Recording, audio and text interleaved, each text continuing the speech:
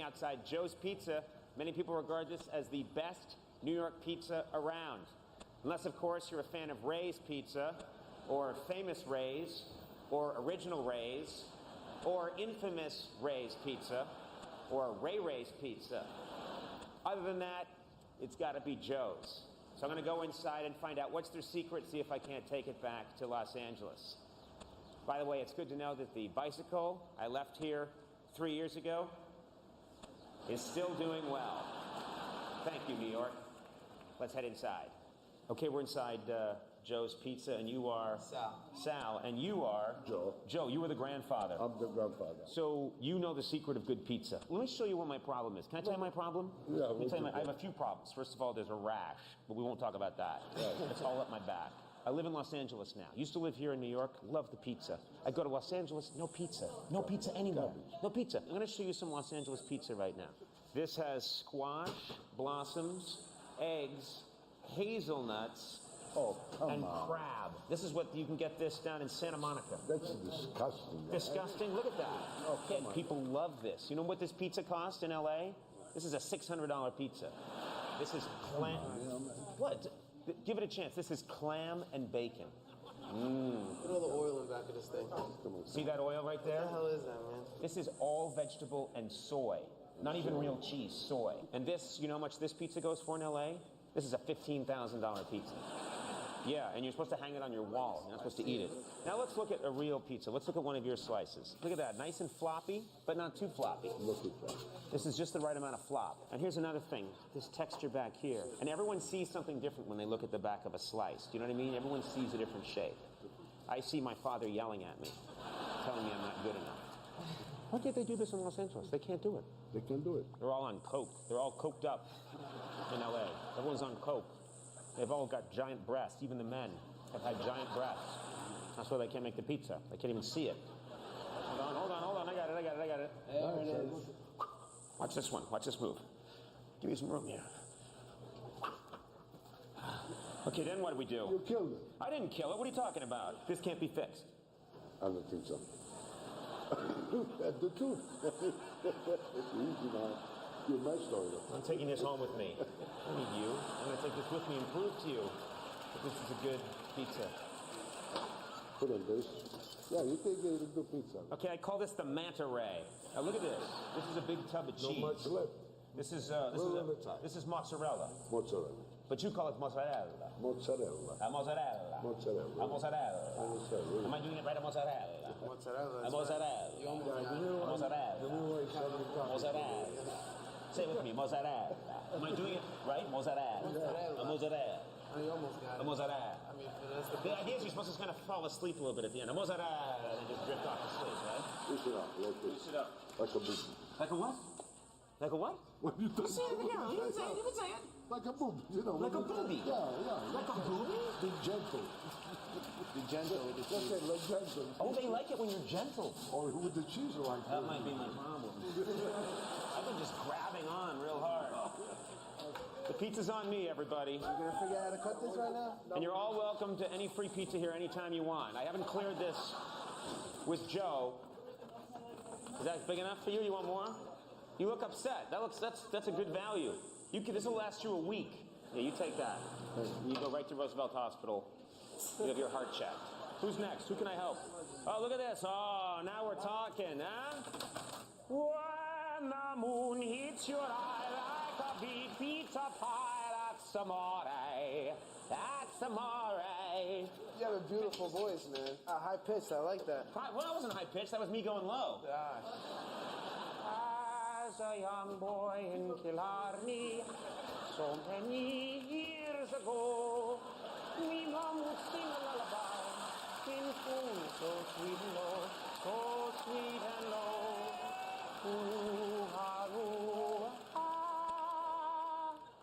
ooh, ah, ooh, ah, ooh, ah. It's an Irish.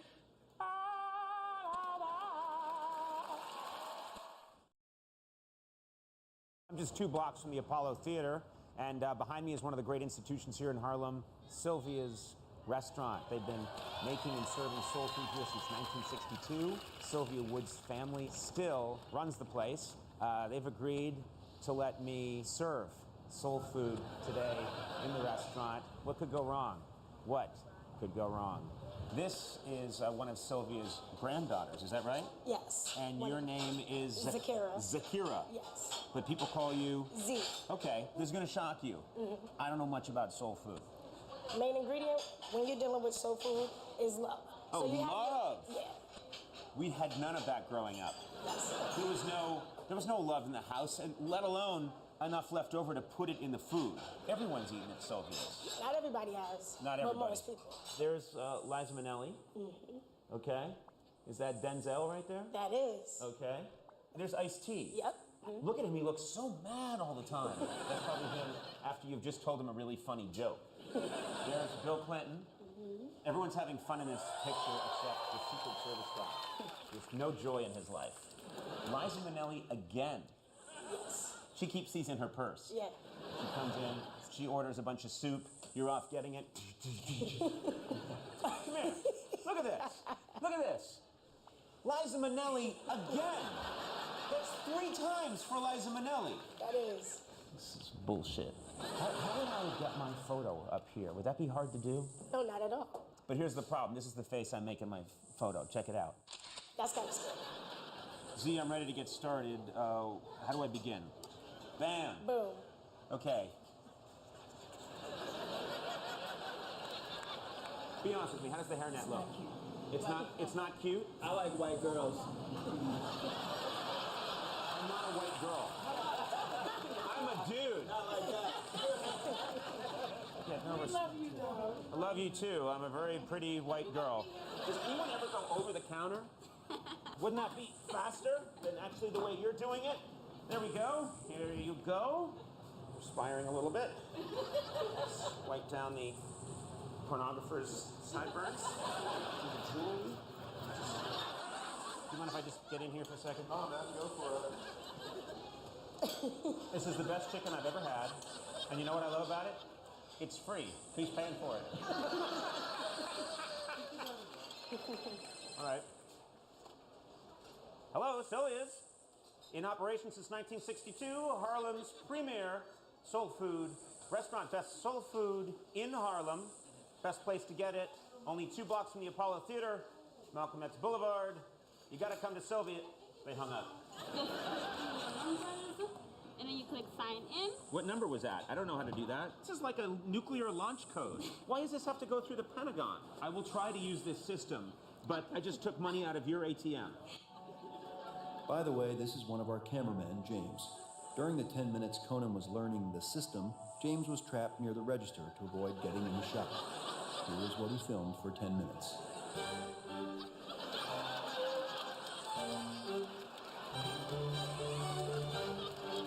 What would you like? Would you like some waffles?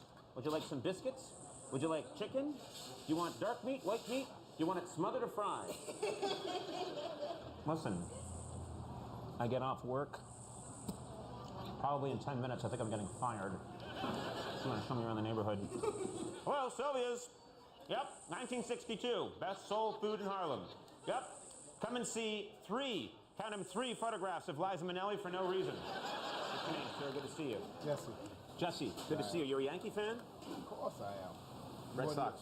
Get out of here. Why this guy is here? Well, what the hell? What are you talking about? Listen, you're in my restaurant, okay? I've been working in Sylvia's for 45 minutes. You can't come in here and tell me that my team sucks. I have one question for you. Go ahead. It's always Yankee Giants. You are Yankee Jets. You know what I think? Giants suck this year, and you switch to that team. You know nothing, yes.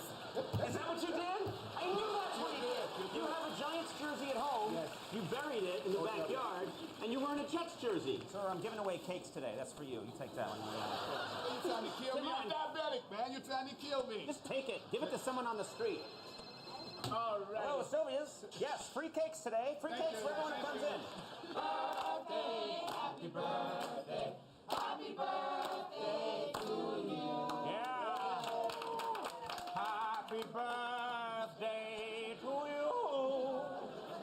Happy birthday. Happy birthday.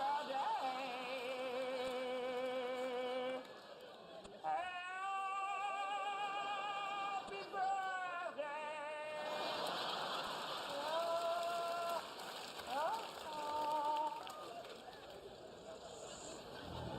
thought that I did a pretty good job today, and showed that I got better as time went on. I made some mistakes early on.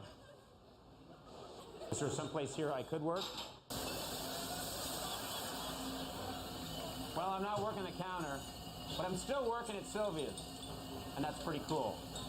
Sylvia's, clean dishes since 1962.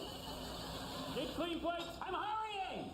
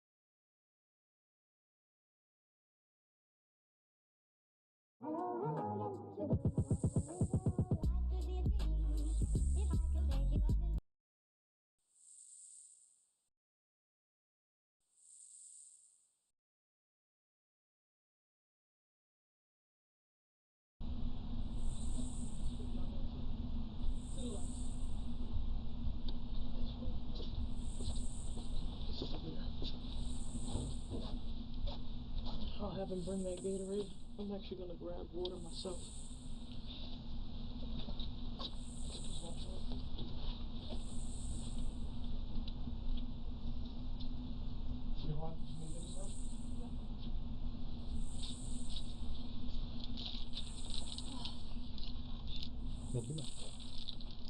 This is 20-year-old Amber Riswin, sitting inside a police interrogation room at 12 o'clock in the afternoon. All you need to know at this moment is that Amber doesn't quite realize how much trouble she's in.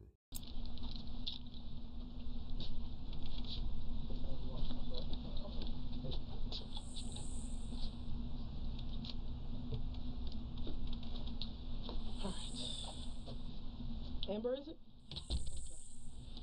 Okay. I'm Detective Edwards. I know we spoke on scene, and I asked you if you'd be kind enough to, come down here so that we could talk. Before we talk, I'm going to protect myself and protect you, okay? And I'm just going to inform you of your rights. You have the right to remain silent and not answer any questions, and any statement can and will be used against you in the court of law. Alright, so, broad and general question, what happened? Take a deep breath.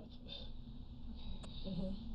Last night was a culmination of things that had been going on for the past week and month or so.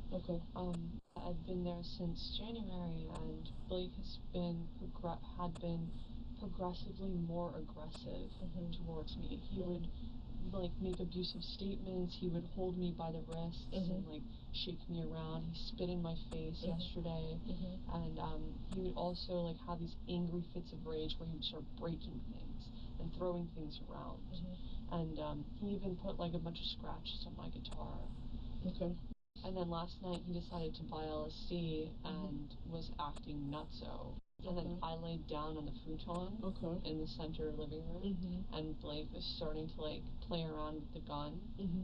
And he was pointing it at me at this point. It was sideways. And so I grabbed it and I pushed his hand away. I grabbed it again and I let loose. Where'd you shoot him on his body? I think I shot him in his face. And why there? He was just there, in front of me. He was smothering me.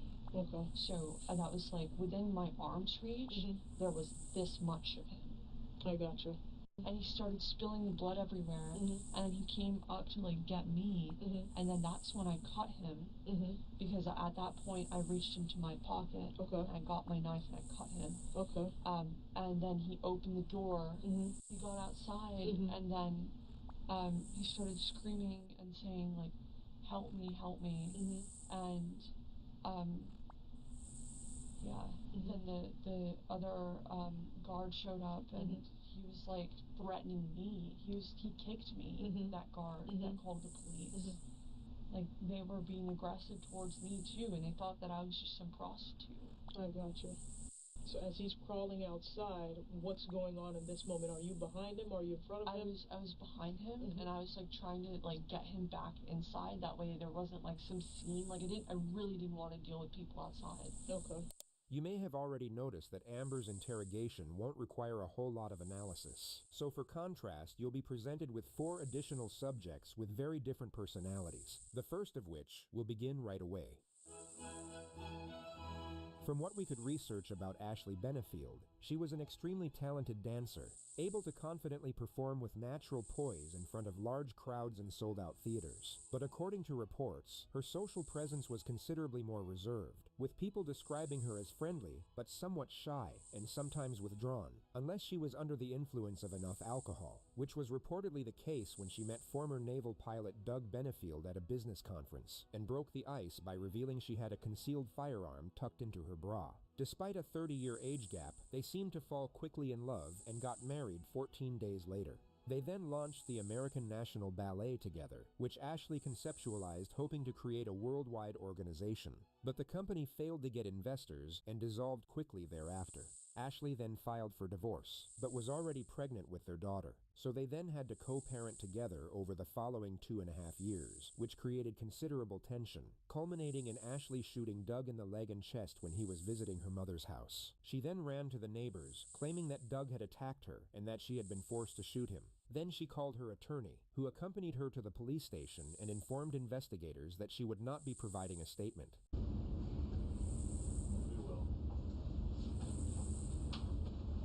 Okay, Ashley, I'm Detective Flonzinski. I'm with the Manatee County Sheriff's Office Homicide Unit. I know that we haven't talked yet, and we're not going to be taking a statement from you. That's fine. I have a search warrant, okay?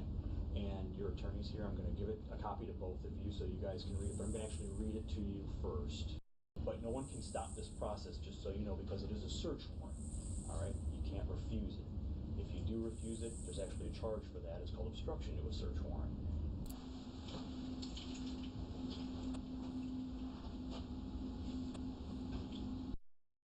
We're going to stop recording? Yeah. Okay. Yeah. Are you all right? Oh, I'm fine. I'm just worried for her. She hasn't eaten anything all day or anything like that. Do you want me to get you something? No, I don't think she can eat. She hasn't been able to eat, so. But no. How can I make her more comfortable? No, she's fine. Okay. I mean, the last thing I want her to do is feel like, you know, she's going to pass out, or if I can make her more comfortable. Ashley, I understand that, you know, you're not supposed to be talking to me, but you can tell your attorney I'm hungry or thirsty or something, and I will get you whatever you wanted. Aspirin. I rushed and got you aspirin. I know that I'm supposed to be the bad guy in this situation to you. I'm not trying to be the bad guy, and I don't want to be the bad guy. If I can help you, please tell me how I can help you, okay?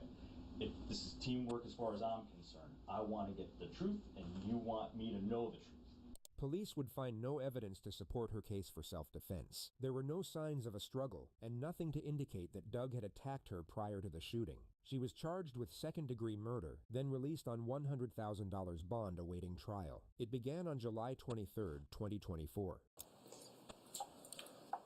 Do you have any hobbies? I love art. I like drawing, painting, sculpting, ballet. I enjoy gardening, baking, cooking. Most importantly, I'm a mom. I want to ask you about Doug. When did the two of you meet? We met August 25th of 2016. Did he turn out to be who you thought he was? No, not at all. I want to direct your attention, Ashley, now, if I can, to the day of the homicide, September 27, 2020. Specifically, late in the afternoon. Would you tell us why Doug was at your home? He came over to help load some of the larger items that my mom and I had kind of pre-staged in the garage into the U-Haul truck. We started getting into a back and forth about being done for the day and what still needed to be packed and that I wanted to be done, and we ended up in our daughter's bedroom and he started screaming at me. He said, "Shut the fuck up." Did you take any steps to try to avoid anything further? Yes, I ran to try to leave the house. He stops her from leaving, so she runs upstairs. Where? To my room. Why? Because I was scared. She grabs one of the 2 guns she had in her bedroom. And what do you see, Ashley, when you look up? Doug was standing in the doorway. His face was red. Like the veins were bulging in his neck. His eyes were black. Does he yell anything at you? He said, "You're fucking done." At that point, Ashley, what are you thinking? I thought he was gonna kill me.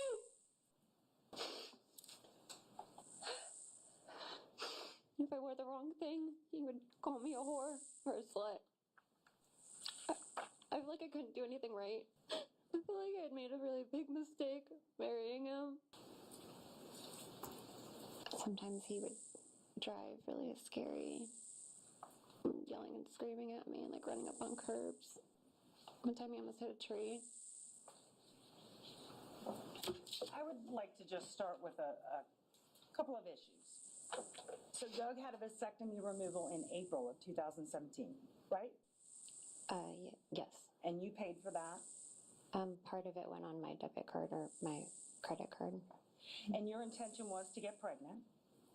Yes, we had talked about that, yeah. During this time, you said he had started criticizing you, right?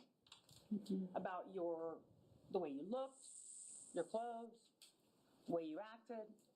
He was, according to you, he flipped a table, tried to flip a table, threw a chair, right?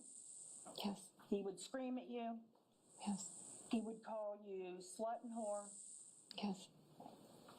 And you want a baby.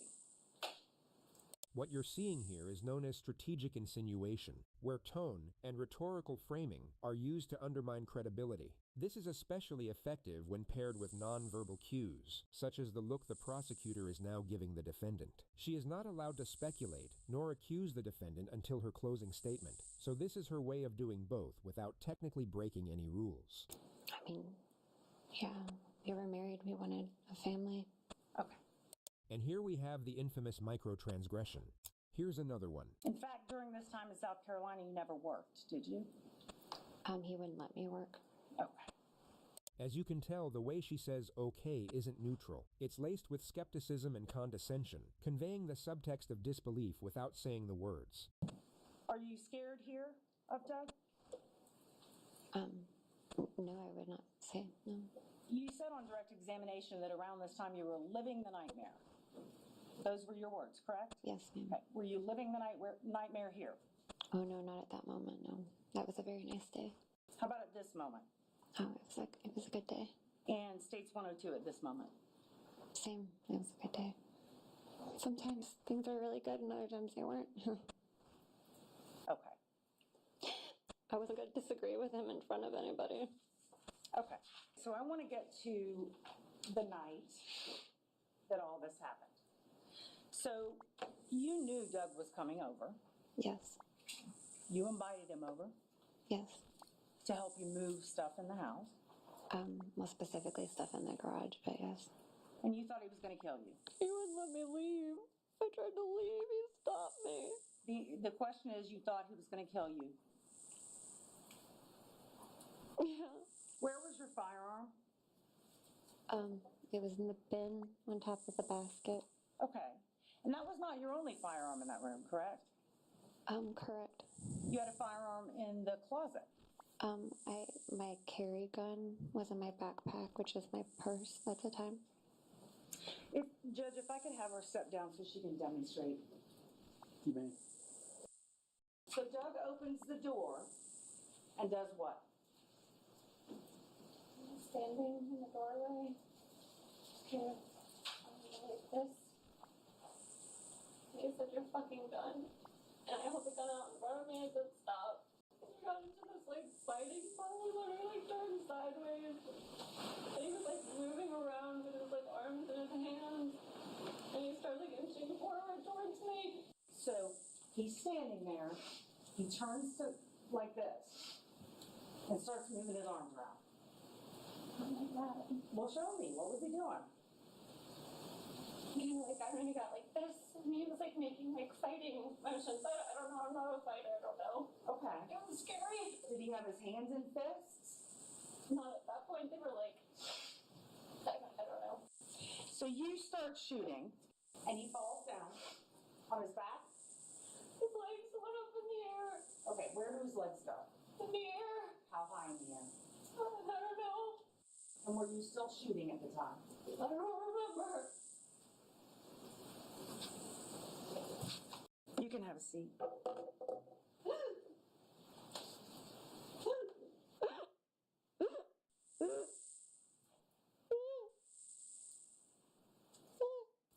All right, the verdict appears to be in proper form. Madam Clerk, would you please publish the verdict? We, the jury, finds as follows as to the defendant in this case. The defendant is guilty of manslaughter, a lesser included offense. Juror number 15, is this your verdict as well as the verdict of the jury as a whole? Yes. Members of the jury, I want to thank you for your time and consideration in this case. I always ask, though, is there anybody that I haven't heard from, any testimony I didn't hear, any evidence that I didn't hear, anything at all that I need to know to make a fair decision in this matter? Your Honor, Ms. Benefield feels that I've spoken for her. Excellent. We're somehow getting the sense that Ashley doesn't quite share the same sentiment. All right. Ashley is about to realize the judge isn't cutting to the chase and will instead drag out the process with pre-sentencing remarks. It's such a fascinating moment because it's at the very last stage of where she knows she is being watched, and a time where you really don't want to be visibly annoyed at the judge. All right, so the first thing we need to do is talk about the score sheet to start from. My ultimate conclusion, Ms. Benefield, is that this is not a downward departure case. So with that said, the sentence of the court will be as follows. I'm going to sentence you to 20 years in Florida State Prison. That's to be followed by 10 years of probation. You must initially report to the Bradenton Department of Corrections. We'll be able to provide you a map of where that is. This is Ashley Benefield's latest mugshot. Her earliest release date is in December of 2041. We'll now take you back to Amber's interrogation. I really didn't want to deal with people outside. Okay. So once he got outside, he was up, you know? So he slammed against the door, he's up, and he opens the door, and he goes outside and he starts running, and then once he gets across the street, I see him pull his head up like this, or maybe his head falls, and then he like walks and sits down over by the guard, and he's like, oh, help me, and the guard's just like starting to laugh, you know? And then the guard kicks me, and they're cursing at me, and so I just go back into the place, and I get the keys. See, now that's where I have to ask you a question, because we had 4 witnesses on scene that said they saw you go up to him and slice his throat. So what happened with that? Was he doing something that made you perform that action, or what happened with that? He just kept grabbing at me, and he was like trying to like get me to like, I don't know, like be brought down to his level. Okay. I no. I still want to get back. He was still threatening me. Okay, so that's what I want to get into. Is that how he ended up? Because he has it on his neck. Okay, and they saw you literally leaving within seconds behind him, following him, and they identified you, which is how we knew it was you. I couldn't let him just stay like that, you know? I was like, I felt bad. Stay like what? Like just in a state of just like blood spilling from his mouth. Is that after you cut his neck? No. Before that. Before you cut his neck? Yeah. Okay. So before, when he was crawling out of the door and you were following behind him, was he saying anything to you? He wasn't crawling, he was standing. Okay, so he was standing and he was running towards somebody outside. And you were behind him. What were you saying to him as you were running behind him? I just kept saying things like, can you please stop? He broke an aerosol can inside of the place by just chucking it at the bed. And it blew up everywhere. Okay. And then he like threw he kicked a box of like really sharp like bones of an animal at me while I was sleeping. Okay. And he's done things like played around with knives like really scarily, and I just had more and more of a reason to just be upset or to be on edge. Okay. That's really what I mean. Let me get this right. He's in the house playing around with the gun and he supposedly points it at you. You manage to get it out of his hand. He does, yes. And then fire it at his head. At this time, he's now on his butt at the front door. Is that where everything kind of happened? Yeah, I was sleeping there with my head against the door on the futon. And so when he approached me, that all happened, and then he sat back, and then he got up. Okay. After getting shot in the face. Okay. He was like screaming on the trip, and he was like, "You're ruining this for me, ah!" And I was just like, I don't understand what I did wrong. Like, I was just laying on the couch, I'm trying to go to sleep, I'm trying to look cute, you know, like with your little like bear blanket or whatever. So now, once he's on the ground after he's shot, then what? He gets up. He goes and slams his body up against the door. Okay. He opens the door. He runs outside. But I thought you said you stabbed him again before he ran out. I didn't stab him. I cut him. Okay, so you cut him before he ran out. Yeah. Okay. Did you cut his throat before he ran out or after? Before and after. And then at what point did he get this cut? That was just a larger one after I followed him. But why that one? What should I say? What should you say? What happened? Of course. Yeah. Why that cut here? Were you just trying to send a statement to him? No. Mm-hmm. There was no statement or anything. I was just looking to do whatever it took to get him down. Okay, because now what I'm understanding is he's trying to separate himself from you and go and get help. And you're following behind him with the knife. No, I didn't do that. I definitely sent him out there with a cut. I didn't follow him and then like slit him throat to throat. Mm-hmm. Like, I mean, ear to ear. That was just what existed. I was running on adrenaline. I could imagine. And that was just not, it wasn't okay. It wasn't okay to do in public. Mm-hmm. But I didn't pull his head back or anything. So how did you do it? Like, well, the same way that you would normally do it. When he ran out of the house, how far away were you behind him? Because I know you can see him since you approached him. Okay, so a yard. Because I was worried and I didn't want him to go out into the street or anything. Okay, why not? Because he was just a mess. He was like... Did you just not want people to see what happened? Yeah, or? I mean, it was just scary. Okay. And Blake talked to the neighbors all the time. Mm-hmm. And so he's a huge ass-kisser. Okay. And, like, he just, like, does that. And there's nothing wrong with it, but he'll, like, invite them in and, like, get screwed up with them and, like... Screwed up how? Like, he'll just give them alcohol or drugs, or they'll give him drugs. Have you ever witnessed him doing drugs? Yeah. Okay, have you done drugs with him? No. Ever? Before rehab? No. Okay. You wouldn't need a PhD to recognize that Amber is on something right now besides the Gatorade. And on that note, allow us to introduce you to our next subject. This is 19-year-old Erin Moffat, who recently strangled her own mother to death with an extension cord while coming down off crystal meth. She and her boyfriend then buried her body in an abandoned oil field. Her mother's landlord reported her missing 21 days later, at which point Erin was asked to come in for questioning. That wasn't important. It was on in my mind. What we're trying to do is just trying to get a timeline. Right. Okay, so I want to start back with when did you move in with your mom again? Oh, wow. How long ago was that? She had been living with her mom for 2 weeks. When did you realize that your mom was missing? I got out of jail on the 5th. Oh wait, that's right. You were arrested on... She was arrested for possession of cocaine roughly 10 hours after the murder. The detective now takes her to the moment she was released 2 days later. Okay, when did you get out of jail from Harris County? At 2:30 a.m. I took a taxi home and I went in the house and everything was fine. I figured, I just went to my room. Okay, so when did you discover that your mom was missing? The next morning. September 6th? Mm-hmm. How did you determine that she was missing? Because I'm nosy, and I mean, the car is there.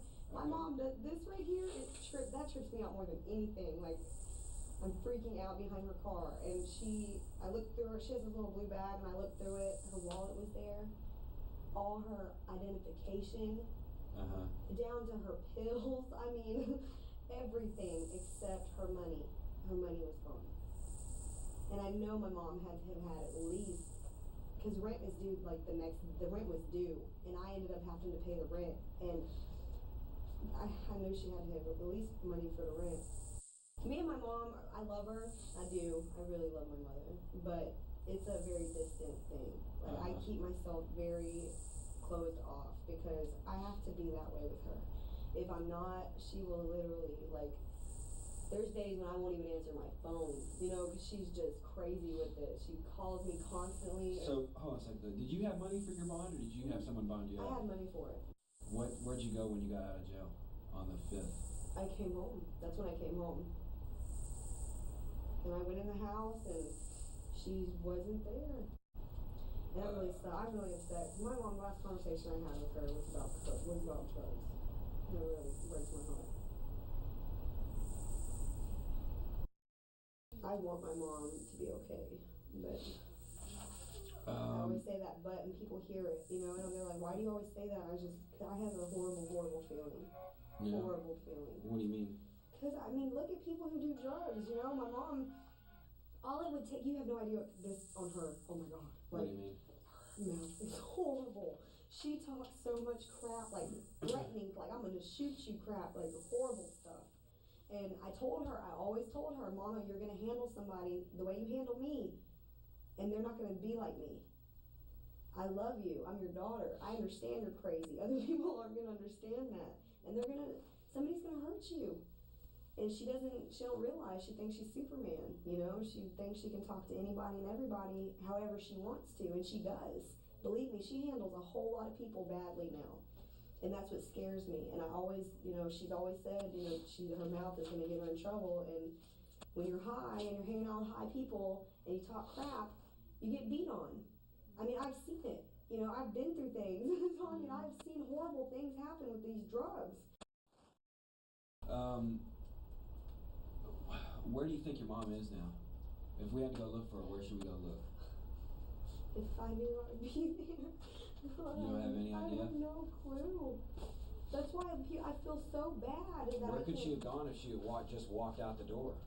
Because she didn't take her car or anything else. Where could she have just walked to? If she were to walk somewhere. I don't ever walk anywhere out here. Like, that is out of the question. You don't have any idea where she could have just walked to? I don't think my mom just walked. I don't know. It could have been, I don't know who she knows. That's the problem. I don't keep up with her like that. And I wish to God I would have paid more attention now. You think someone came to pick her up? It's possible. I mean, anything's possible right now. It's like, I know that that's my mom. I want my mom. It's like, I know when I lay down, I don't want my mom because she's my mom. Like, this is crazy. So you don't. There's something real happening here, perhaps emotional pain. She will quickly bury her face in her hands and shut the emotion down. You don't think she's anywhere near the home or anything like that? I have no clue. I'm like space cadet over here in space. Did you tell? Here's what's disturbing to some of the family members. Please let me know. Did you tell Dina? Did you speak to Dina on a phone a few days ago? I talked to her last night. I talk to her every now and then. Probably over the weekend, something like that. It's possible. Every conversation up until, I don't know which one you're talking about. I really don't remember talking to her crazy except for last night. I didn't really I was respectful, but still probably rude. Okay, how about this? Did you ever use the word shovel and your mom in the same sentence when you were speaking to Dina? Oh, yes, I did. She said, why don't you go look for her? And I said, well, what do you want me to do? Grab a shovel? Okay. Because, and I'm sorry, but I'm very unemotional. I'm very, very closed off. And so do you think that your mom is dead? When I tell you I have a bad feeling, I'm not kidding. So you have no idea where she's at? Do you suspect that she's in the ground somewhere? No, I mean, I'm not sure, but I mean, I'm saying, like, you know, people, I'm telling her, I told Dina, y'all don't know her the way I know her. My heart's so screwed up, like, I can't, I want to accept the worst and just get over it because that's it. Was your mom depressed? My mom's psychologically screwed, okay?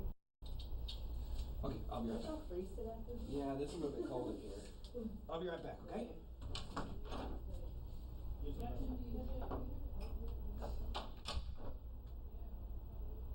When police searched her mom's trailer, they discovered a missing carpet, blood underneath the rug, and a power cord lying right next to where the blood was found. They called Aaron's now ex-boyfriend to come in multiple times for questioning. He would turn up at the police station on the exact day they were set to conduct Aaron's second interview. It had been 28 days since the murder. Okay. Change your mind and want a drink, just let me know. Okay, thank you. Okay, Corey. State your name for the record for me, please. Michael Corey Lewis. Michael Corey Lewis. I'm glad that we finally got a chance to meet up.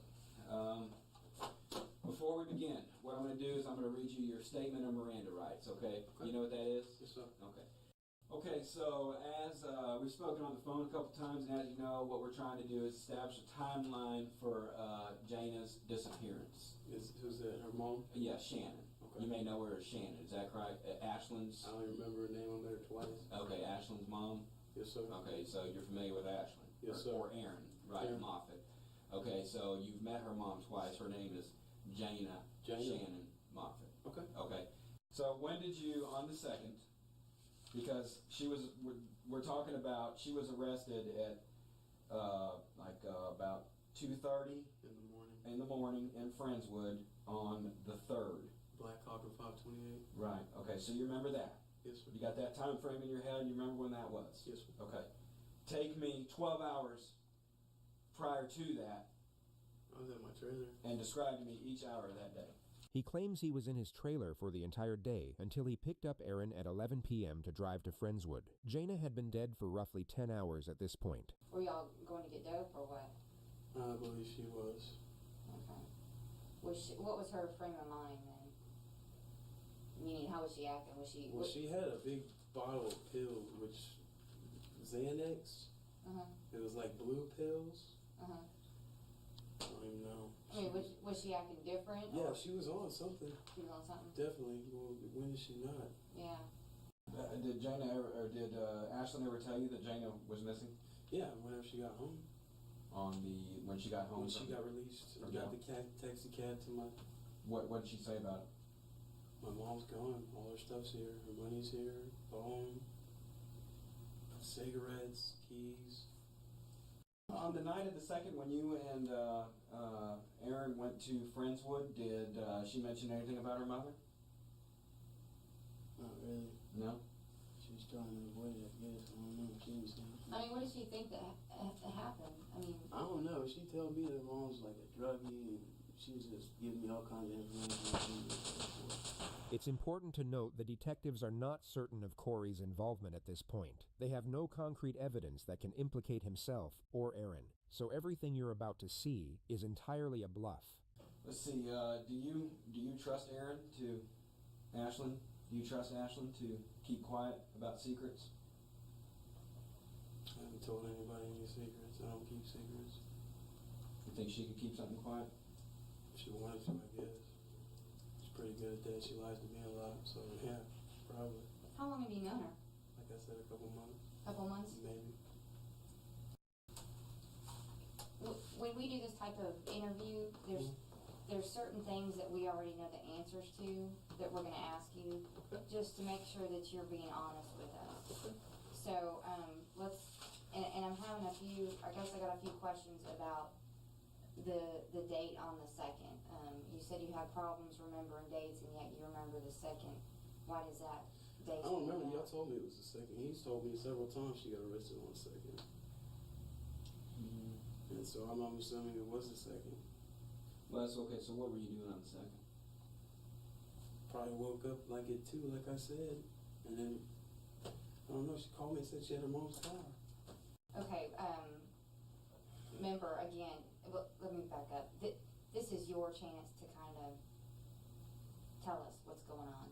Many of you will already know that this is your chance, and this is your opportunity, are pressure tactics disguised as benevolence. The thing is, that doesn't work on the suspect here. What does work is what the detective says next, or more specifically, how she says it. I have no idea. We already know what's going on, so this is your chance. This is your opportunity. That's what you don't understand right now is we know. We know. We know you were in the trailer that day. We know you were there. We know about the blood on the carpet. We know about the cord. We know about the rug. We know about the trunk. We know about the ride. We know about the dump. Do you trust Aaron? We will be down there tonight. We will be speaking to her probably about 2 a.m.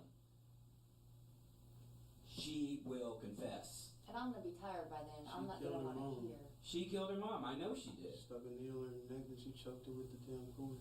We know this. Thank you. By you telling us this, I mean, you are doing the right thing. Do you understand that? I know you're scared. I can tell by looking at you, but you're doing the right thing. I didn't want to have anything to do with it. I have no doubt. But you were there, right? Corey, look, man. How long you been holding this inside? A long time, man.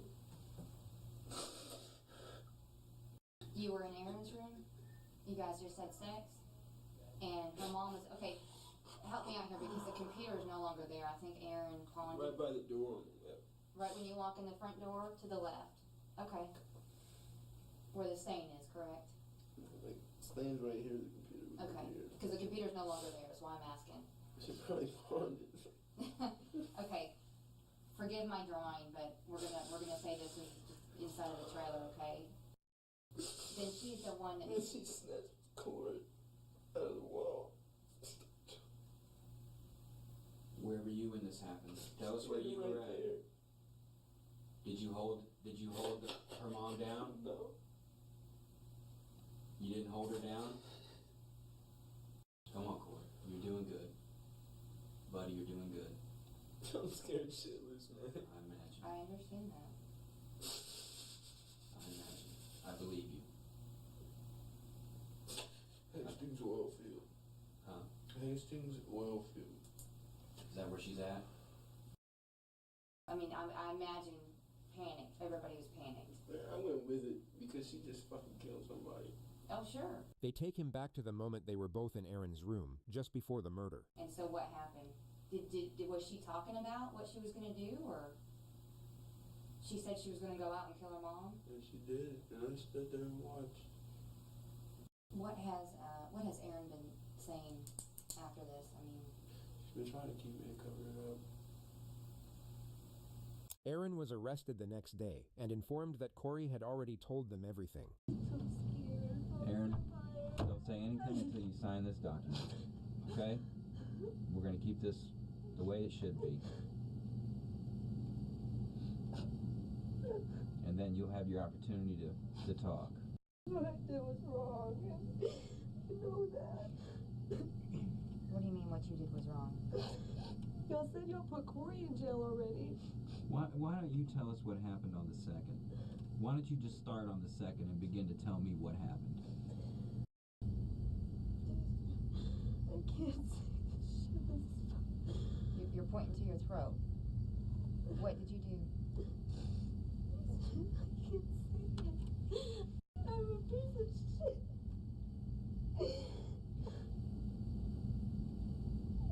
We know what you did. I know you know. Tell me what you did. I strangled my mom. You strangled your mom? I got angry at her and I said something stupid, and Corey was like, people just feed into my negativity, and if you were to just shut me the hell up, I wouldn't say anything, I would be quiet, but he fucking fed into it, and it makes my ego big, and then What did he tell you? He's just like, you know, if you do it, I'll do it too, blah, blah, blah, you know, and I was like, he just held my mom, and I did that to my mom. My mom. I don't know what the Did you kill your wrong mom? with me. Did you kill your mom? Yes. I freaked the hell out and started crying, and I was like, I didn't know what to do, and then we realized that we can't leave my mom laying there, and What happened right after y'all arrived to the location? we pulled her out and took her where the grass was and stuff, and I fell, and I couldn't do it. I just couldn't, and he just put her in there, and then we left. Do you remember what you were thinking? I was pissed off at my mom. We always fighting about something. It doesn't matter. It's probably her telling me she just talks all kinds of crap, and it's anger that's built up after days and days of dealing with it. And Should we take a break?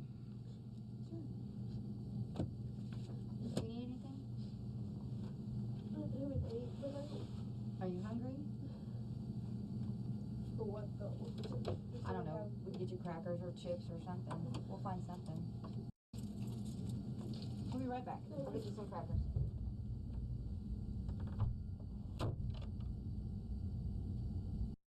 So was this his idea or your idea? Mine. Yours? But he was right there with me the whole time. What do you think should happen here? you've already said you understand what you did was wrong, correct? What do you think should happen? I mean, do you understand the severity of what's going on? You do. What typically happens in this type of scenario? People go to prison. I know I'm in trouble. And I deserve to be in trouble. I just don't. Why do you feel like you deserve it? Because look, my mom. My mom.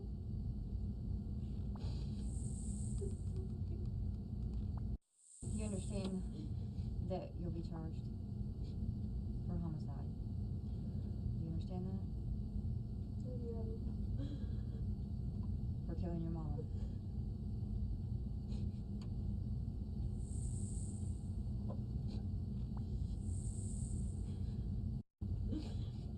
I want my mom. God.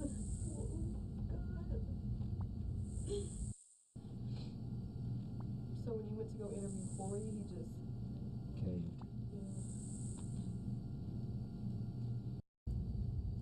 I love my mom. I feel like a freaking monster.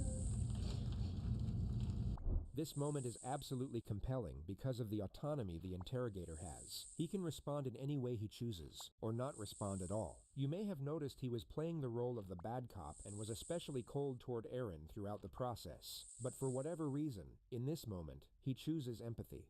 I don't think you're a monster. I think you made a terrible mistake, okay?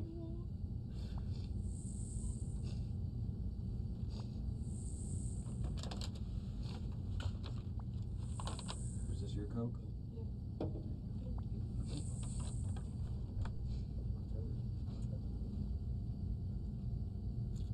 Corey Lewis was sentenced to 10 years for his role in the murder. It could not be proven that he held the victim down.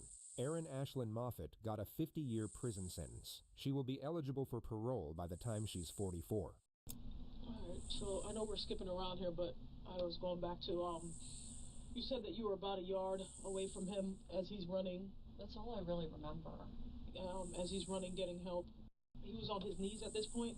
Because you said you walked up next to him and did this.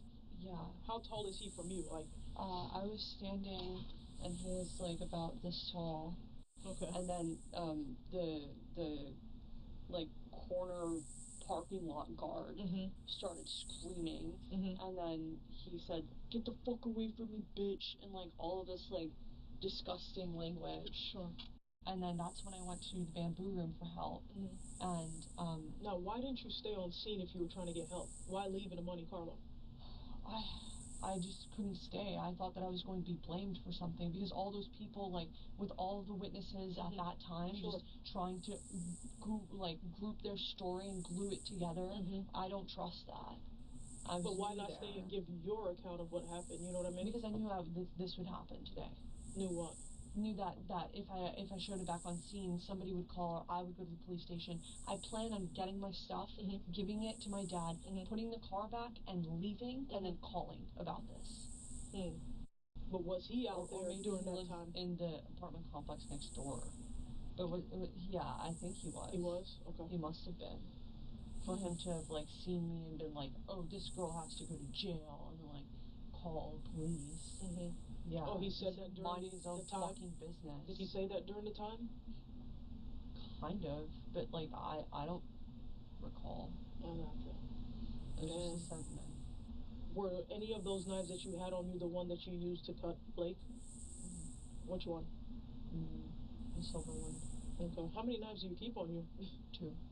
And there were a lot of knives in that house. Are they yours? Are they his? Is he a knife collector? Yeah. Samurai collector? I'm telling you, he's seriously. He gave me the samurai. Oh. But which is why it's in the trunk of the Monte Carlo right now. Because I wanted to practice with it. But where'd you go after you left? I parked the car down the street and I just went to sleep. Now, at any point, did you think to come back and call police once you got there, or you just wanted to get your shit and get out? I just wanted to get my shit and get out. Like, I'm not used to this sort of like, processing and stuff. But if I need to be called on as a witness or something, I understand. But really, I think it's clear that Blake had tried to threaten me, and I had to take action to just get him done. Okay.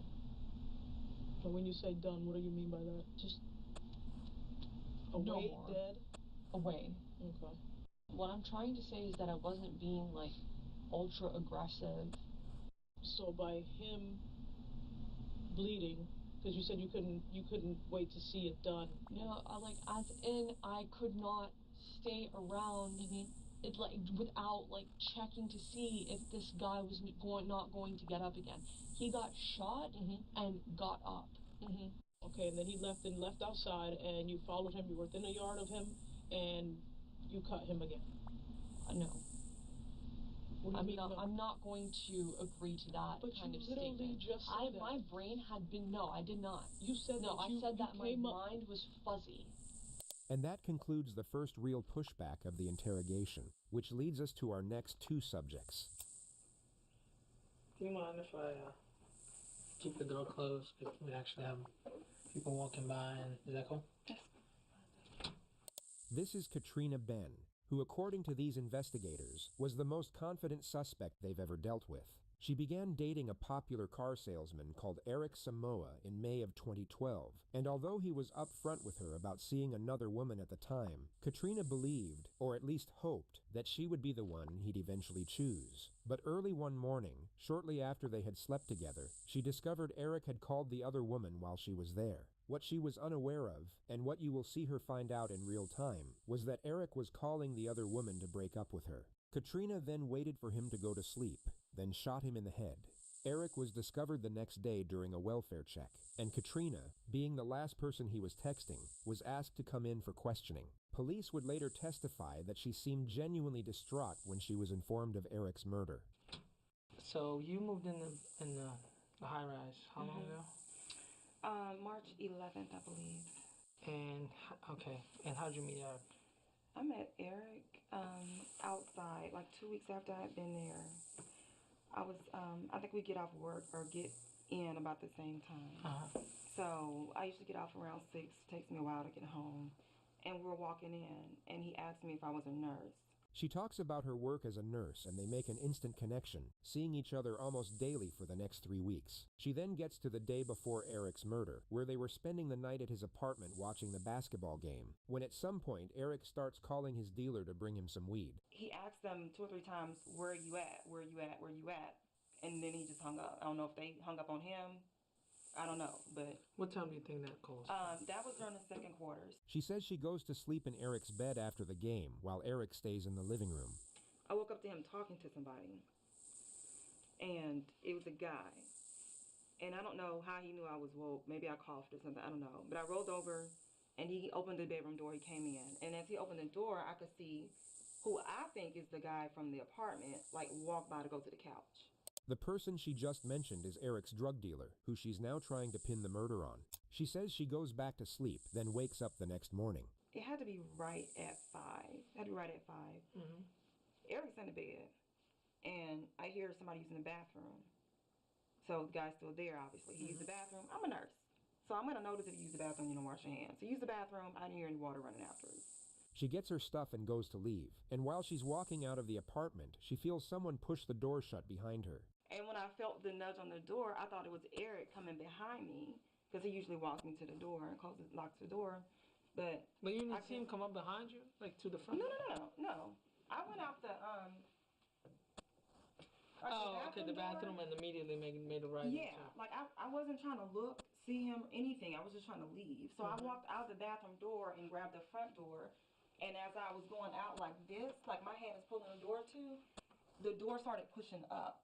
Like somebody's trying to help me close the door, I thought it was Eric trying to come to the door, where are you going?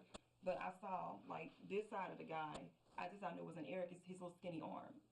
But I did put, dude almost hit me in the ass with the door when I left, LOL, See that? Right here. Wow, that's crazy.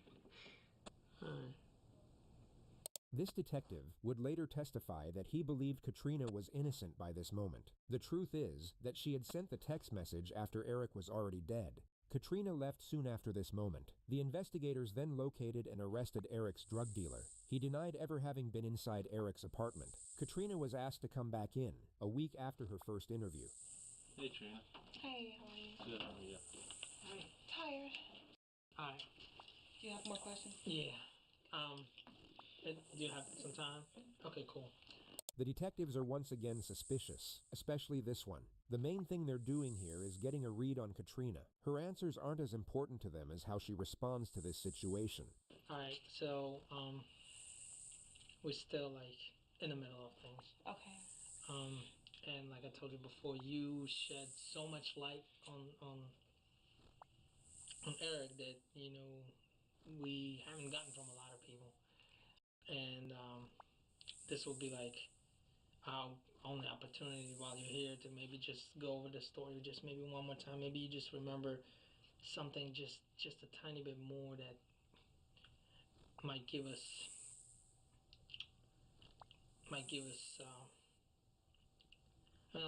we need to arrest the Is there person something responsible. in particular you just want to know? What Katrina is doing here is very rare. She is confronting the unspoken tension instead of avoiding it, and dictating the atmosphere as a result. She's sitting in a room with the two lead investigators for the murder she committed, telling them to cut to the chase. That's everything that I said before. You can ask me anything. Really, I think if you could kind of go through the story again over the last, I think it was like Thursdays where you started. Because we're trying to establish like everybody he talked to, was with, Is this a camera? place he went. Yeah. You guys recorded it, right? The first one? Yeah. Right. No. We have follow-up questions from your first Okay, one. well, just ask me what you want me to know, because I don't want to go through all this again. That was a long time. I don't want to go through it all again. You can just ask me directly. I don't care. Ask me anything. Alright. Okay. Oh, that's fine. Did he grab the door anywhere? Do you remember? He apparently had to be touching it. I don't know. He was shutting the door. He was touching it somewhere. So you got out from the bedroom, through the closet, and out that way. And he came up somewhere from the living room area, and we on the way touched the door. Alright. Do you remember any phone calls he made, like say after midnight that night? Because there's a couple like unknown numbers that we're trying to figure out who they were. Yeah. And I went to sleep after sex, so he might have been up on the phone. I have no idea. Okay. The last thing they do is bring her photographs of Eric's apartment to see if anything is out of place or missing. So when did it sink in? Last night. Really? You're pretty much numb on all day yesterday? Yep. Very tired now. I know the feeling. We've been pretty much working around the clock for about a week now. She doesn't see anything worth mentioning in the photographs. Think he was the one? Eric, I think he was the one for me. Actually, no. But he was trying to convince me that he was the one. Really? That's why I was like, I don't know. I mean, we got closer and closer. We were very close. But I knew he was a ladies' man. Katrina left the interrogation room, and the case went cold for over a year. Then, out of sheer luck, a gun was found in a ditch roughly 2 miles from Eric's apartment, and ballistic testing confirmed it was the murder weapon that killed him. The gun was then traced to its last owner, who was Katrina Ben. She was arrested and charged with first-degree murder, then interrogated by the same detectives a week later. She was unaware of the evidence they had against her, and their first question was if she had a gun. She said she did, but couldn't remember the last time she saw it. Wouldn't you agree that it's pretty important to know where your gun is? It is. I totally agree. But I don't want to make up any stories. I've learned when I try to make up stuff, it just doesn't. So then, it's in my possession. Where did you originally obtain the gun? At a pawn shop. Where? Columbia, Mississippi. What do you remember about when? 2003 when I had the Stalker. 2003, 2004. A long time ago. You're pretty quick. Yeah, I am just answering questions. Right, pretty. You're good. Trina, you are good. I'm telling you. you. It's easy to tell the truth. We found a gun. Okay? Oh, and you wow. know where we found the gun. Okay, and this is basically, this is what it's going to come down to, okay? Okay. You can continue to go through this as you didn't kill Eric, or nothing And I happened did between. not, absolutely did not. Okay, let me tell you how it would look like too. You see how bad that looks? It doesn't make sense to me. Okay, well, let me tell you this. You don't think this is your gun? You think I'm just like making it up? I mean, I really and honestly do. Okay. So I don't know, how would anybody have my gun? We didn't have Nobody any did mutual have your gun. friends. You had your gun. Okay. And it was used. Trina, let me tell you, I mean, there's not just I that. respect you doing your job. I do. Your gun, the gun that's registered to you, that we have your signature where you're getting the gun, is the murder weapon. That alone, there's not. I'm sorry. We have no just doubt. saying that you think I'm good and I'm smart. What else did you learn about him that night? That's it. Eric's an awesome man. Did you I hear? absolutely miss Did you hear him arguing with his girlfriend? Oh, no. No. Mm-mm. Yeah. What about other women? Why would he argue with his girlfriend? I don't know. I didn't even know he had a girlfriend. But He was talking to her on the phone while we he were said he with called, him. one of you said he called a girl at 2 in the morning or something like that. He was actually breaking up with her on the phone. Yeah. That wouldn't upset me. No. No. Well, did he ever do anything that upset you? No, never. Eric was absolutely amazing. And I wish I would have known how he really felt. I wish I would have believed him. When Did he you told tell me us he was in before love with that me. he tried to, because you guys have an argument? No, Eric never argued with me. I would rather sit here and say, oh, you think I did it? Well, he, I don't know, stole from me or killed my father or something. Eric did nothing. He did nothing. I can't even make anything up. Eric did nothing. So what would your best He did nothing explanation but pour be his as to heart out to how me. your gun was used to kill him and you were the I last have person no in his idea. apartment? I have no idea. All right, then you are going to go down, like in 5 years I've been doing homicide as the most cold-blooded person I've ever had to deal with. Let's go. Katrina Ben was found guilty of first-degree murder at trial. She was then sentenced to life in prison without the possibility of parole. Katrina's level of confidence and composure under certain moments of pressure is what makes her a very unique case study. So in keeping with the structure of this video, our next subject will be very different. Right here. I think they're going to bring him down this way. Okay, well, I need him to be here now. I saw my father's car outside, and I'm not really sure why he's here. Your father's car? Yeah. He's safe right now. Who is he with? He's going to be with an officer right now, so. Okay, because the previous officer that I spoke to on the phone said that he was with my sister, and she doesn't have custody of him either, because she's not his guardian. Okay. So I need to know where my kid is, and I need to know what's happening, because nobody's telling me anything. Okay. Fair enough. I don't know what's happening either. I just got here as well. I was just told come walk you in, so I'm sure they're bringing somebody down. We're going to tell you what's going to happen. Do you want to take a seat for a second? You can stay standing if you'd like, but... This is 26-year-old Devin Schreiner, who 5 hours and 7 minutes prior to this moment shot her ex-boyfriend, Jason Schaefer, 3 times while he was on his postal route. The reason she did this was because she found out that Jason had filed for increased custody of their 5-year-old son and had started dating her own sister within the same week. Devin is herself a postal worker, so she thought that by leaving her postal scanner 20 miles from the crime scene, she would have a simple alibi, that she was at work during the time of the shooting. The issue is that she underestimated how easily her movements could be tracked, as her own vehicle was caught on CCTV just a few blocks from the crime scene, identified by a missing hubcap on the passenger side. She was also captured on multiple cameras running back to her car from the shooting.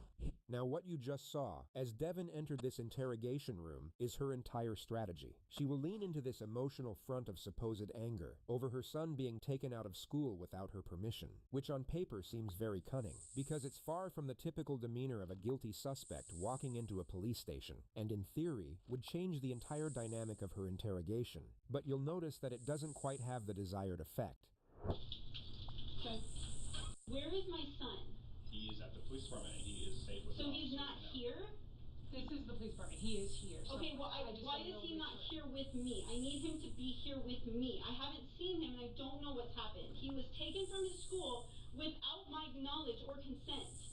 Can I have the detective talk to you first and he'll explain what's going on? Okay, he's here right now, so we'll figure it out. Alright, over.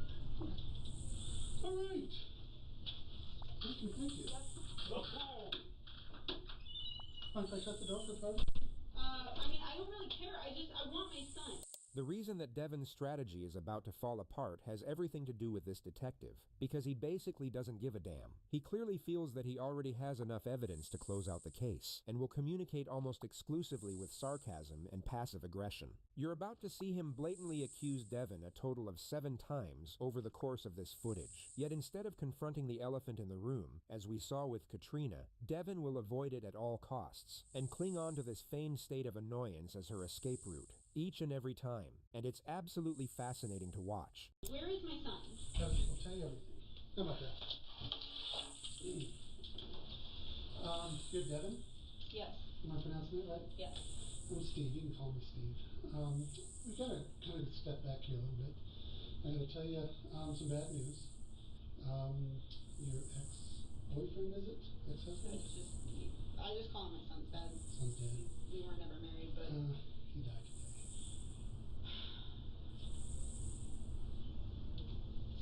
What? How? What happened? Someone shot him in the face. In the face?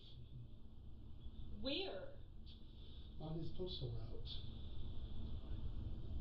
He was working today? He doesn't... Yeah. Yeah, he was working, and someone came up and shot him. When did this happen?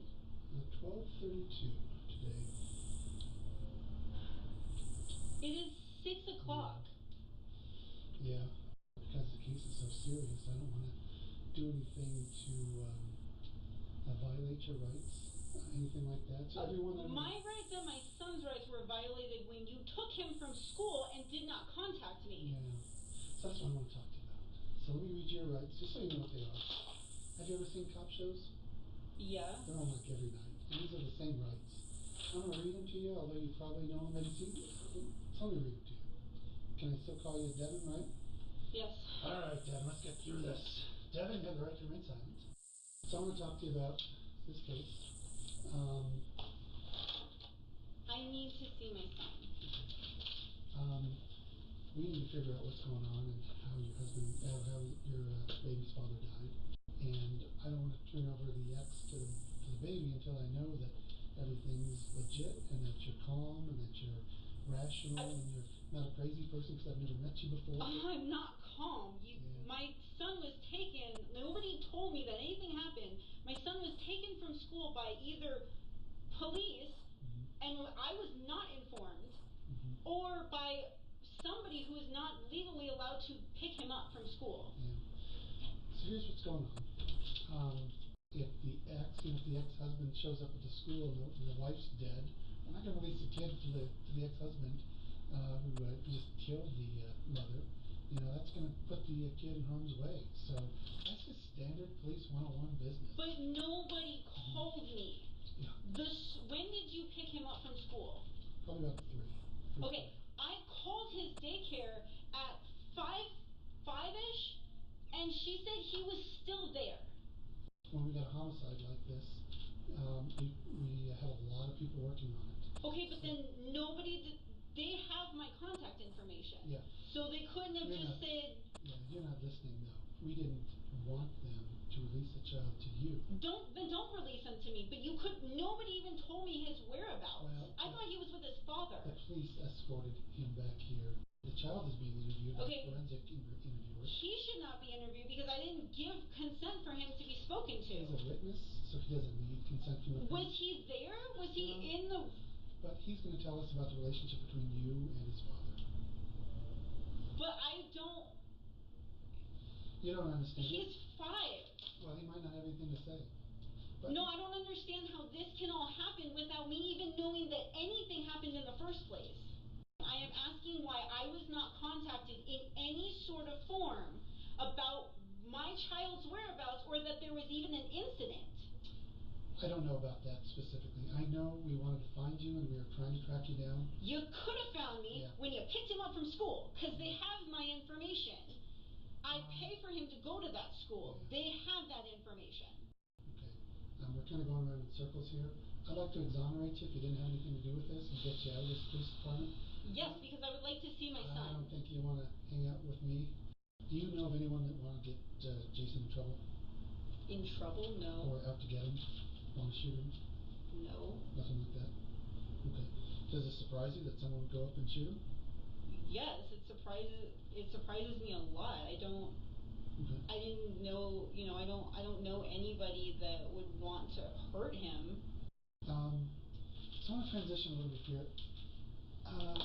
The detective is about to reveal the extent of the evidence they have against her. I don't pretend to know everything that happened, but there are some things that are really kind of concerning me. We saw your car in the area of the crime scene. Your car was a Nissan Rogue that is missing a front passenger front hubcap.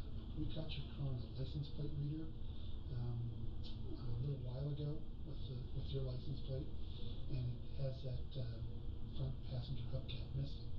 Sure enough, in the videos around the crime scene, that car is there with that front passenger bumper or hubcap missing. Devin doesn't say a word, nor move an inch. So I'm really kind of concerned. I know that you got served just the other day with the child custody order, and you're a little upset about that. You told AJ, you told Devin in the past that AJ knows where you live, and that he'll shoot you if he needs to. I've told who? You told that to Devin, and Devin told that to Rose, your sister. The detective was talking about her boyfriend AJ, but got the names mixed up, and Devin now chooses to respond by acting confused, moments after sitting silent during the reveal of the evidence. Yeah, well, Jason heard that from you. You said that. I said that? I've never said that. So why is your car at the crime scene area? Why are you in that area in your car? Why are you turning off your scanner? I didn't turn off my scanner. No, you did. No, I didn't. She technically didn't turn off her scanner, but she's once again arguing semantics as her new escape route, instead of confronting the ever-clarifying reality directly in front of her. Before the homicide, you're not doing anything with the scanner. It's stationary for like 3 hours or more. And it should be mobile because you're working, but it's at your boyfriend's house. And why is your car in the crime scene area? We've got video of your car in the crime scene area. I don't know why it would be on camera that my car was down there, but I don't. Listen. If I don't scan. She attempts to trail off into post office protocol, so the detective escalates the confrontation. Lunch break, sort of. Devin, I think you're a good person, but something's not right here. I think the gig is up. There's something weird going on here. Everything is pointing to you being involved in this shooting.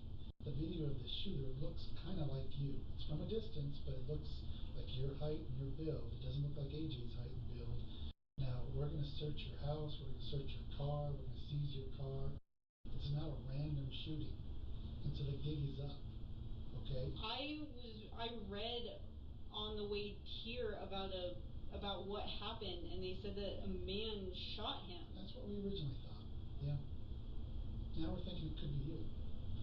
We're thinking it could be maybe your boyfriend. Thank you? That's not the question. That's not the right answer. What am I supposed to say? We're trying to get all this evidence together, and we're trying to put the pieces together. And I don't think you're being truthful with me. Your ex, who you've said AJ would kill, is now dead. I've never said that. Well, I don't care. I wasn't there. Devin, who's been sitting in denial and avoidance for the entirety of this interrogation, will now directly challenge the detective for a display of passive aggression, and he quite simply doesn't know how to react. It could have just been an off-the-cuff remark. We're going to do a gunshot test. It could be her being like, hey. We're going to do a gunshot residue test on you. What do you mean A? No, we're going to do a gunshot residue test on you. The detective now does what he should have done from the start of this interrogation. I'm asking you to trust me. Because if you didn't do this, and things got out of control, and you panicked, and you didn't think this guy was going to kill him, you thought maybe he's going to rough him up, that's understandable. So that's why I want you to trust me, if something like that happened. I understand why I would be a suspect because of who I am related to him. And your car. But I don't.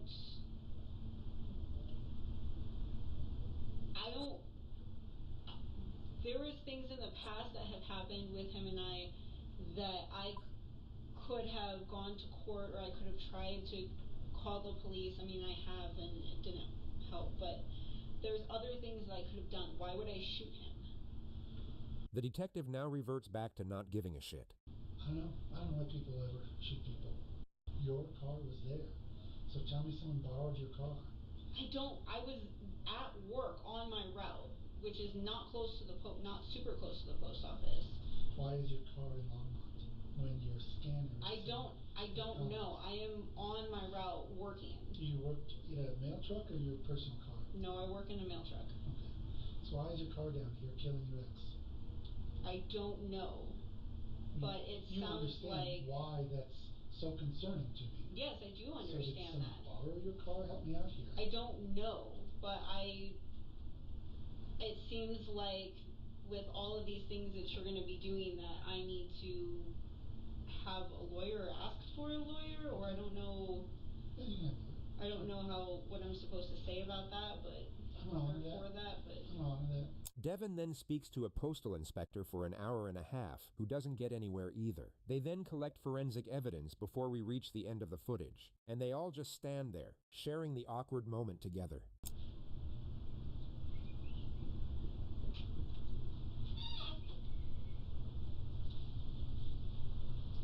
Right. So, here's the situation. I need you to go ahead and turn around for me. Turn around. Put your hands behind your back. Interlace your fingers. Do not move, okay? Am I under arrest then? We'll discuss that here in just a second. Devin's deleted text messages further confirmed the murder was premeditated, as she had planned the whole thing out with her boyfriend, who was tailing Jason's car and feeding her information about his whereabouts right before the murder. They were both given life sentences without the possibility of parole. You said I said that my mind was fuzzy. And then what I was feeling was upset, sad, and just scared. Understood.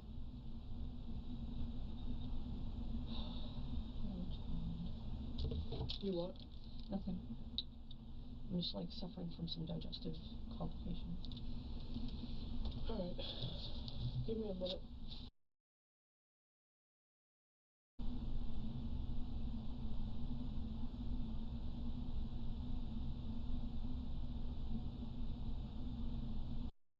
He said he last remembered your hand being inside the purse, and you were pulling away, and that's when he remembered getting shot. I pulled it from him, and I shot him. Now, he then said he ran out, crawled across the road, and at one point, you jumped on his back and then cut his throat. I didn't. Do you remember that? No. You don't I didn't remember jump that? on his back or anything. So why would he be lying about this? I don't know. Probably to cover it up. He was on drugs. He was seriously fucked up. That's just wrong. So you're saying everything that he said in here, nothing is the truth? Going with the... No, nothing. Besides the fact that he crawled across the street. That's the only thing in here that's the truth? Yeah. She explains that she got changed into a new pair of clothes after she stole the victim's car. Okay, why'd you change clothes?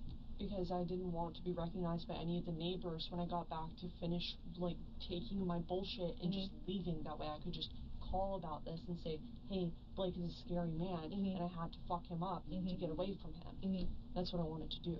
But then those nosy neighbors called again.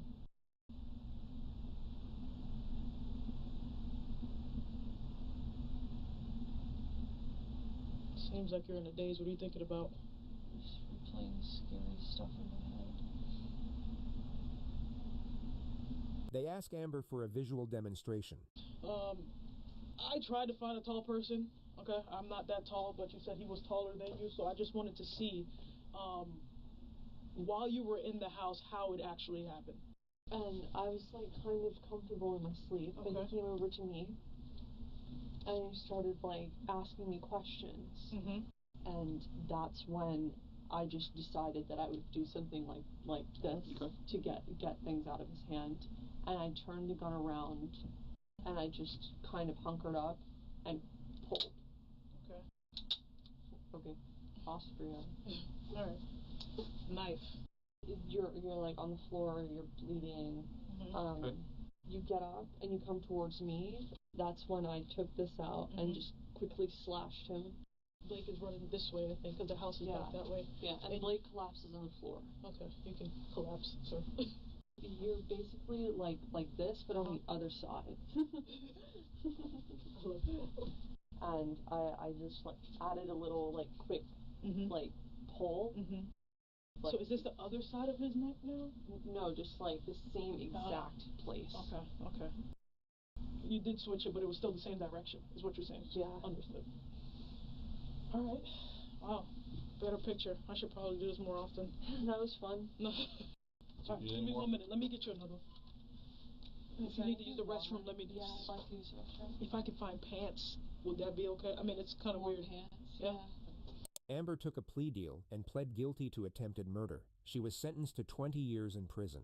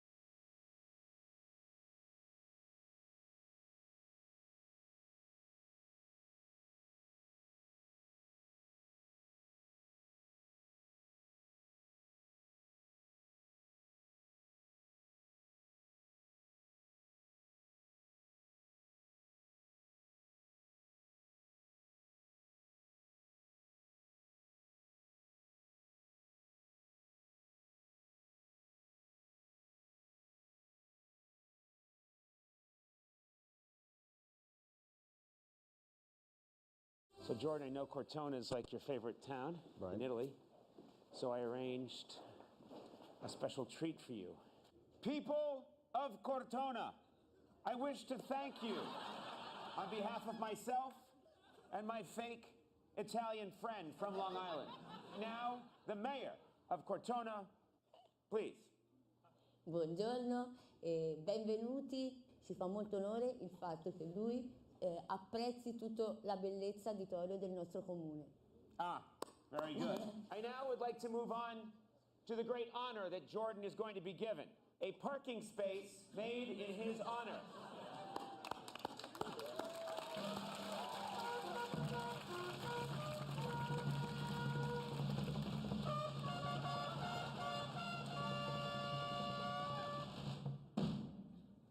Jordan, please.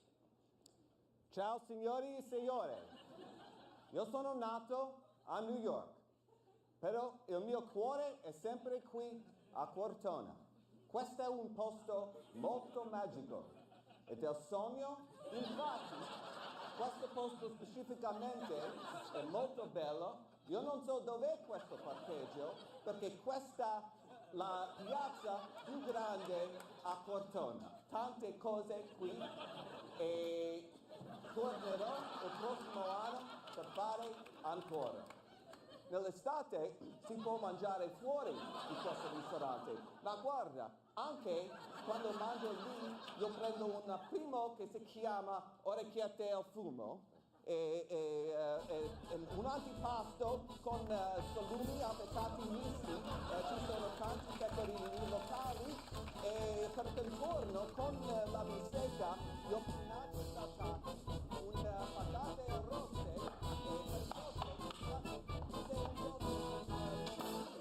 We're going to your favorite restaurant, is that right? Yes. We came here because Jordan pretty much explicitly said he's a big deal in this restaurant. I'm not concerned with being a big deal. I'm concerned with having a good meal. It's not all about rank. You have this insecurity about you that you project onto others. I don't care if I'm a big deal, a little deal, a medium deal, a neutral deal. I just want to go eat a good meal. I don't How know many who you people do are. I have to know I here? don't know who you are. How many people do I need to know to eat a meal here? How many people do you know? Are you on cocaine right now? Questo è mio amico Conan. Questo è Mirko. This is Mirko. Grazie. Yes. We have heard that Jordan is a big deal here. Your picture's up on the wall. Yes, it's an honor. E Mirko, avete gli altri bicchieri? Normali bicchieri di Bordeaux? Why did you change the wine glasses? Listen, just listen to me. This is my place.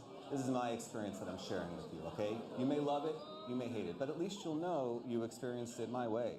I really don't, this glass is not balanced in the hand. Do you feel it's like top heavy? You're scaring me. This wine is from a few kilometers from where we sit right now. Just say miles. You're not metric. What are you smelling when you smell this wine? In the same way warmth gives people comfort, sometimes the chill of the forest gives people comfort. And I feel like the smell of this wine gives me the same feeling.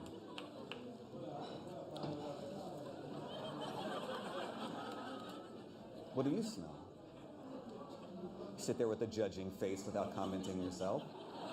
I smell desperation. I smell sadness. I smell a need to construct a false identity. Tuscany, as I've mentioned, is a region of meat, and the meat of this region in particular is the tagliata. Named tagliare is to cut, the tagliata is cut. It's a sliced steak. We have a pasta called orecchiette al fumo, which has bacon in it, which I know you like, you're big on bacon. It's got bacon, it's in this like creamy tomato sauce. Amatza Cafe is the coffee killer. Why? Coffee keeps you up late at night. The Amatza Cafe, the after dinner drink, puts you to sleep after the coffee. Oh, I think I'm going to sleep just fine. Prego, prego, Rastafarian. I feel like I have the music and soul of an Italian person when I'm here. I just don't have the words. Do you know what I mean? You're clearly not Italian. I mean, look at you. Look at the way you're dressed. Look at your physical condition. I mean, there are. What does that mean? I'm saying that there are different body types. There's an. Do you think I'm heavy? I think you're heavier than the average Italian. Let's just say heavier. Not that that's a bad thing. Maybe you're stronger. Maybe it'll keep you warm. But I'm saying you're clearly bigger than an Italian man. You just body shamed me. You would have thought that your body is perfect? Not perfect. I'm not here to insult you. I'm not You're here doing to- a pretty good job. I haven't insulted you at all, okay? You look at yourself naked. I look at myself naked every night. It's the You look only at way yourself I can from all actually angles. become erect. Look, I'm cold out there. You're comfortable. You understand? I said this is not a bad thing. You're better than I am. Because I'm lean, and I had a big problem with the coldness. Yeah. But I'm okay, because I'm covered in a down jacket of fat. I'm aware of all your facial widths over the years. 2002, you're gross. If I look at a show from 2002, it's almost like, it looks like you were digitally manipulated. Like you were a skinny guy playing a fat guy in the movie, and they digitally stretched your face. You look great now. I'm just saying in 2002, you were disgusting. Just look at the tapes. Just look at the tapes. Ah, perfecto.